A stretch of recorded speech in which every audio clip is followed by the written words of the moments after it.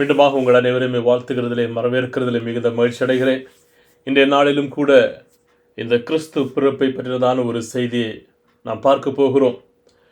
இந்த உலகம் முழுவதும் அநேக ஜனங்கள் பலவிதமான வேதனைகளிலும் பாடுகளிலும் துக்கங்களிலும் அவர்கள் சென்று கொண்டிருக்கிறார்கள்.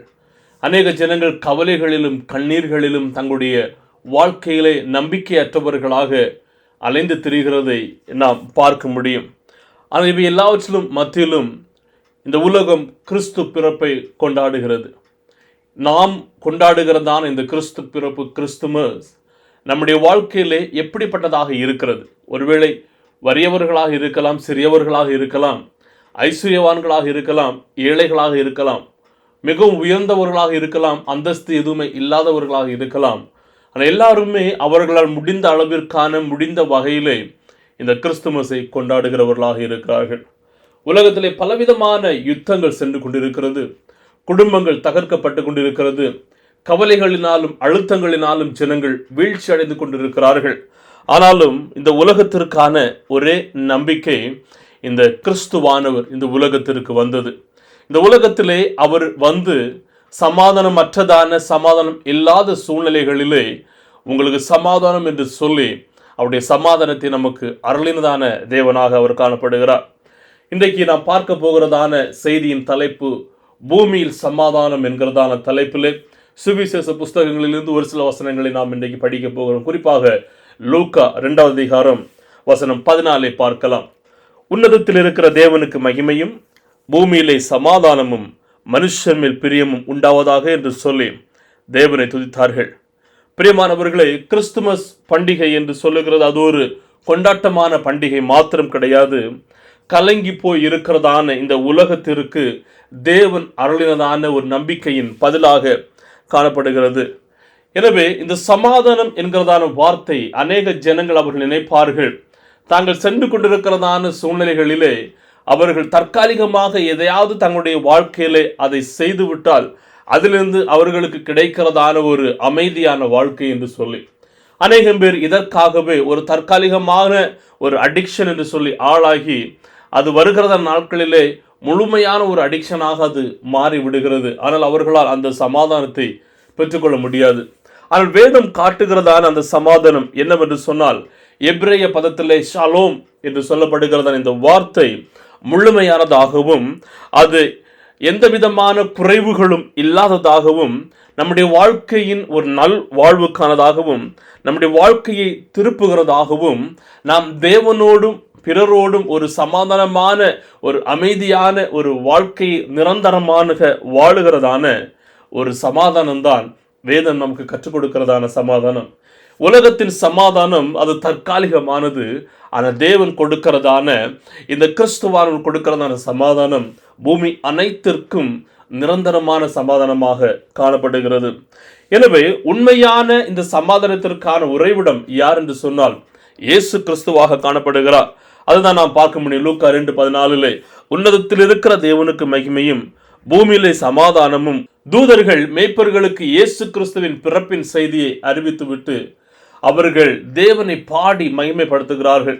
அவர்கள் பாடுகிறதான இந்த சமாதானம் ஏதோ ஒரு சாதாரணமான ஒரு குறிப்பிடப்பட்டதான ஜனங்களுக்கு மாத்திரமல்ல, அல்லது ஒரு அரசியல் சார்ந்ததான ஒரு அமைதியான சூழல் அல்ல, அந்த முழு உலகத்திற்கும் ஆவிக்குரியதான முழுமையான சமாதானமாக அது காணப்படுகிறது. ஏசாயா 9:6 சொல்லுகிறது, நமக்கு ஒரு பாலகன் பிறந்தார், நமக்கு ஒரு குமாரன் கொடுக்கப்பட்டார், கர்த்தத்துவம் அவர் தோளின் மேல் இருக்கும், அவர் நாமம் அதிசயமானவர், ஆலோசனை கர்த்தா, வல்லமையுள்ள தேவன், நித்திய பிதா, அவர் சமாதான பிரபு எனப்படுவார். பிரியமானவர்களே, இந்த சமாதானம் நம்முடைய பாடுகளிலும் அது இல்லாததாக இல்லை. நம்முடைய போராட்டங்களிலும் நம்முடைய சவால்களிலும் இந்த சமாதானம் நம்மோடு கூட இருக்கிறதாக இருக்கும். இந்த உலகத்திலே ஜனங்கள் நினைப்பார்கள் சூழ்நிலைகள் மாறும்போது நமக்கு சமாதானம் உண்டாகும் என்று சொல்லி. ஆனால் தேவனுடையதான சமாதானம் மாறி இருக்கிறதான குழம்பி இருக்கிறதான சூழ்நிலைகளிலும் அதன் மத்தியில் அவர் அவருடைய பிள்ளைகளுக்கு சமாதானத்தை கொடுக்கிறவர். அதை தான் இந்த முழு உலகத்திற்கும் பூமிக்கும் சமாதானமாக காணப்படுகிறது. இயேசு சொல்லுகிறார், அவர் பரம இருக்கிறதா அப்போது யோவான் 14:27 சமாதானத்தை உங்களுக்கு வைத்து போகிறேன், என்னுடைய சமாதானத்தை உங்களுக்கு கொடுக்கிறேன், உலகம் கொடுக்கிற பிரகாரம் நான் உங்களுக்கு கொடுக்கிறதில்லை, உங்கள் இருதயம் கலங்காமலும் பயப்படாமலும் இருப்பதாக. இயேசு கிறிஸ்து பெத்லகேமிலே பிறந்ததற்கு அப்புறமாக ஒரு தாழ்மையான அனுபவத்திலே காணப்படுகிறார். தாழ்மையின் ரூபம் எடுத்து அவர் கடந்து வருகிறார். ஆனாலும் அவருடைய பிறப்பு ஒரு மிகவும் உயர்ந்ததான பிறப்பாக இருக்கிறது. ராஜாக்களுக்குள்ளே ஒரு கலக்கினதான சூழ்நிலையை கொடுத்தது, இந்த பூமிக்கு சமாதானத்தை கொடுத்ததான அவருடைய பிறப்பாக இருக்கிறது. எதற்காக இந்த உலகம், நாம் வாழுகிறதான உலகம் சமாதானம் அற்றதான சூழ்நிலை காணப்படுகிறது? வேதம் சொல்லுகிறது பாருங்கள், ஏசாயா 48:22 துன்மார்க்கருக்கு சமாதானம் இல்லை என்று சொல்லுகிறார்.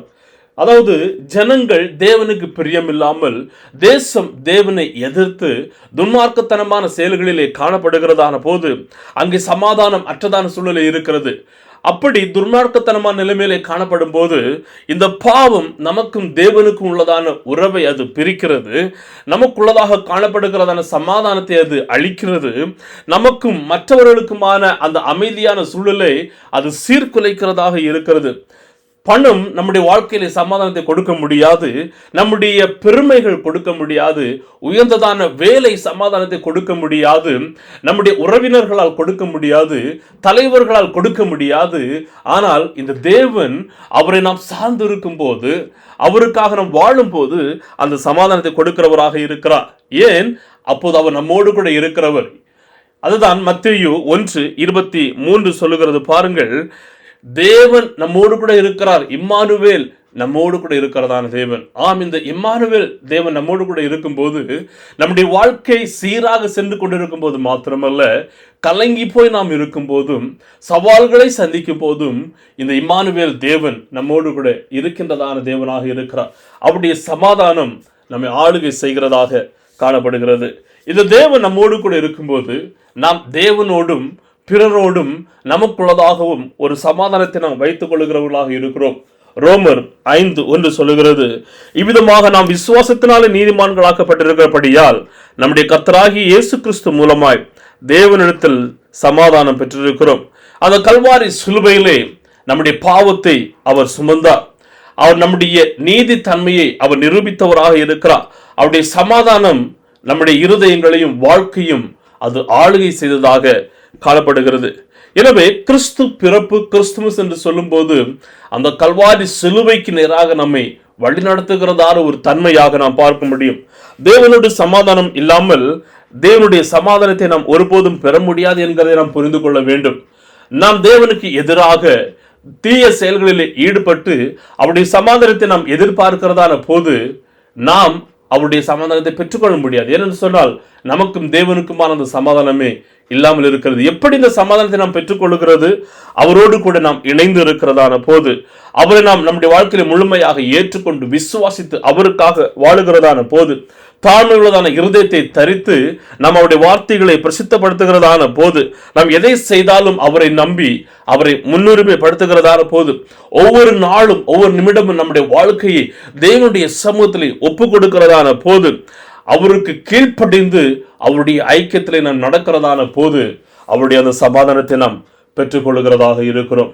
நாம் நம்முடைய வாழ்க்கையிலே சவால்களை சந்திக்கும் போது அதன் மத்தியிலும் அவருடைய சமாதானத்தை நாம் முழுமையாக புரிந்து கொள்ள முடியும். யோவான் 16:33 சொல்லுகிறது, என்னிடத்தில் உங்களுக்கு சமாதானம் உண்டாயிருக்கும் பொருட்டு இவைகளை உங்களுக்கு சொன்னேன், உலகத்தில் உங்களுக்கு உபத்திரவம் உண்டு, ஆனாலும் திடன் கொள்ளுங்கள், நான் உலகத்தை ஜெயித்திருக்கிறேன்.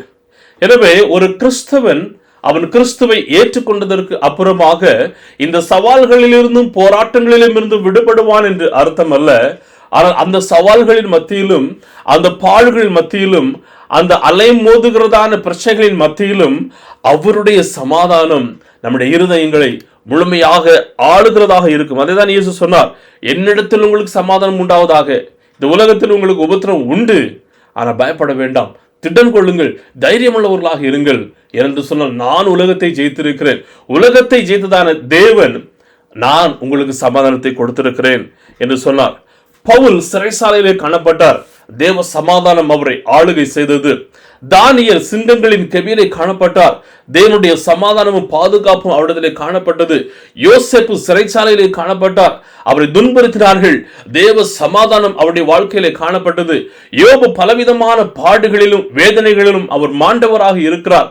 ஆனாலும் தேவ சமாதானமும் தேவ பாதுகாப்பும் அவர்களை சூழ்ந்து கொண்டதாக இருக்கிறது. என்னை கேட்டுக்கொண்டிருக்கிறத அருமையான தேவ ஜனங்களே, உங்களுடைய வாழ்க்கையில் நீங்கள் வெளியே சொல்ல முடியாத அளவிற்கான வேதனைகளின் மத்தியிலே கடந்து சென்று கொண்டிருக்கிறீர்களா? உங்களுடைய வாழ்க்கையிலும் அவர் சமாதானத்தை கொடுக்கிறதற்கு போதுமானவர். உங்களுடைய வாழ்க்கையும் அவர் சுகப்படுத்தி அமைதலான சீரான சமாதானம் உள்ளதான ஒரு வாழ்க்கையை நீங்கள் வாழும்படிக்கு தேவன் உதவி செய்கிறவராக இருக்கிறார். ஆனால் நீங்களும் நானும் என்ன செய்ய வேண்டும் என்று சொன்னால், இந்த பூமியிலே கடந்து வந்ததான சமாதானமாகிய கிறிஸ்துவோடு நாம் சமாதானத்தை வைக்கிறவர்களாக காணப்பட வேண்டும். தேவனின் சமாதானம் சூழ்நிலைகளில் வருகிறது அல்ல, அது ஆவிக்குரிய நிலைகளில் வருகிறதாக காணப்படுகிறது. பிலிப்பியர் 4:7 சொல்லுகிறது, அப்பொழுது எல்லா புத்திக்கும் மேலான தேவ சமாதானம் உங்கள் இருதயங்களையும் உங்கள் சிந்தனைகளையும் கிறிஸ்து இயேசுவுக்குள்ளதாக காத்துக்கொள்ளும். நாம் அந்த சமாதானத்தை பெற்றுக்கொள்ளும் போது, இந்த சமாதானத்தை நம்முடைய வாழ்க்கையிலே நாம் வைத்துக் கொள்ளும் போது நாம் என்ன செய்ய வேண்டும் என்று சொன்னால், இந்த சமாதானத்தை நாம் சுமந்து செல்லுகிறவர்களாக இருக்க வேண்டும். மத்தேயு 5:9 சமாதானம் பண்ணுகிறவர்கள் பாக்கியவான்கள், அவர்கள் தேவனுடைய புத்திரர் எனப்படுவார்கள். நாம் கிறிஸ்துவுக்குள்ளதாக காணப்படுகிறதான போது கிறிஸ்துவை சுமக்கிறவர்களாக இருக்கிறோம். அது மாத்திரமல்ல, அந்த சமாதானத்தை நாம் பிரசித்தப்படுத்துகிறவர்களாக இருக்கிறோம். இருளிலே வெளிச்சத்தை கொடுக்கிறவர்களாக நாம் காணப்படுகிறோம். எனவே இந்த போராட்டங்கள் இருந்ததான உலகத்திலே நாம் நம்பிக்கையை நாம் பேசுகிறோம், நாம் இரக்கத்தை பேசுகிறோம், அன்பை பேசுகிறோம், நாம் சமாதானத்தை பகிர்ந்து கொள்ளுகிறவர்களாகவும் சமாதானத்தை எடுத்துரைக்கிறவர்களாகவும் நாம் காணப்படுகிறோம். எனவே நம்முடைய வீடுகளில் அவருடைய சமாதானம் ஆளுகை செய்யட்டும். நம்முடைய சபைகளில் அவருடைய சமாதான அடைக்கலம் ஆளுகை செய்யட்டும். நம்முடைய வாழ்க்கையில் கிறிஸ்துவை நாம் பிரதிபலிக்கிறவர்களாக காணப்படட்டும். அப்படி இருக்கும்போது அவருடைய சமாதானத்தை நாம் முழுவதாக உணர்ந்து கொள்ள முடியும். எனவே நான் ஒன்றை புரிந்து கொள்ள வேண்டும், இந்த சமாதானம் என்று சொல்லுகிறது ஒரு உணர்வு கிடையாது, அல்லது ஏதோ ஒரு காலகட்டத்திற்கு மாத்திரம் நம்முடைய வாழ்க்கையிலே கடந்து வருகிறது இல்லை. ஆனால் இந்த இயேசு என்கிற நாமத்திலே அந்த சமாதானம் நம்முடைய வாழ்க்கையில் நிரந்தரமாக குடிக்கொள்ளுகிறதாக காணப்படுகிறது. எனவே இந்த கிறிஸ்துமஸ் காலங்களிலே இந்த கிறிஸ்துவை நாம் அனுபவிக்கிறவர்களாக இருக்க வேண்டும். எனவே நாம் அவரிடத்தில் வர வேண்டும். அதே தான் அவர் சொல்லுகிறார், தாகமாக இருக்கிறவர்கள் நீங்கள் எல்லாரும் என்னிடத்தில் வாருங்கள், நான் உங்களுக்கு இளைப்பாறுதல் தருவேன், சமாதானத்தை தருவேன், ஒரு அமைதியான சூழலை உங்களுடைய வாழ்க்கையை நிரந்தரமாக ஏற்படுத்துவேன் என்று சொல்லி. எனவே கண்ணீர்கள் மத்தியிலும் சமாதானத்தை அவர் கொடுக்கிறார், கவலைகளின் மத்தியிலும் சமாதானத்தை கொடுக்கிறார், போராட்டங்களின் மத்தியிலும் சமாதானத்தை கொடுக்கிறார். இந்த சமாதானத்தை நாம் பெற்றுக்கொள்வோம், கர்த்தருடைய கிருபையை நாம் பகிர்ந்து கொள்வோம். கர்த்தர் தாமே நாம் ஒவ்வொருவரோடும் கூட இருந்து ஒவ்வொருவரையும் ஆசீர்வதிப்பாராக. ஆமேன், ஆமேன். God bless you.